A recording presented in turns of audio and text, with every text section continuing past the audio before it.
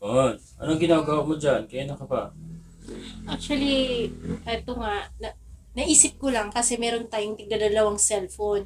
Although may kumikita rin tayo sa online, pero naghahanap pa rin ako ng other source of income natin kasi kulang talaga siya.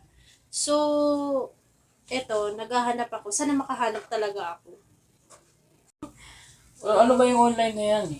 Ha? Ano yung online na Saya-saya nakita ko mo? na dito eh. Alam mo ba, meron na akong nakita. Di ba kanina tinatanong mo ako kung ano yung ginagawa ko? Ito na nga. May nakita na ako sa online. Ayan na, meron na akong nakita sa online. At ito na nga. Medyo nag-aalangan ako at medyo duda pa.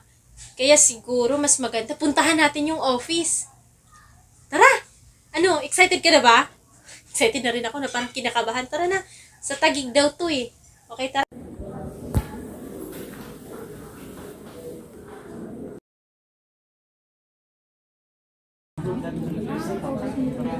Finally, nakabisita na rin sa office ni Sitaw.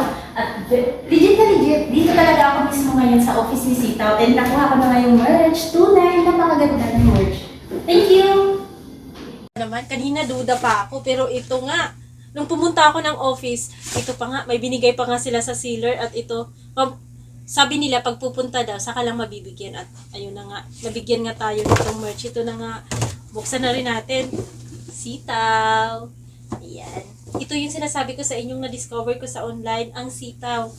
Ayan, less hassle na to. Ayan, nakakatuwa. Actually, naka-register na po ako. At ito po yung laman. Ang ganda, merong tumbler, meron pong notebook, at saka meron pang ballpen. Dito ko isusulat lahat ng mga transaksyon. Ayan, para... saya naman ang puso ko. Ito na nga ang hinahanap kong online business. Oh, nakakatuwa naman to. So, ngayon naman, para makita mo yung website, ilagin mo lang or hanapin nyo lang yung website na www.sitaw.com at ito bubuksan ko. Ilalagin ko yung account ko. Char! Excited na ako. Okay. Ayan na. Ito yung kanilang ano. Ito po yun. Maglalagin lang tayo. Simple lang. Ilagin mo lang yung email mo at dapat huwag mong kalimutan yung password. Ayan. Siyempre, i-enter na natin.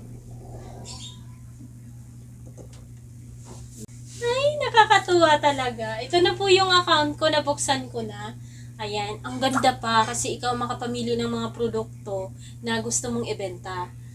At kung ikaw, naghahanap ka ng isang opportunity na kahit nasa bahay ka lang, and hindi mo na po problemahin ang lahat, ang kailangan mo lang gawin, maglagay ka ng mga products sa account mo para yung mga buyers, doon na sila titingin sa shop mo. Kung gusto mo full-time, pwede rin. Kung gusto mo ng part-time, ay pwede rin.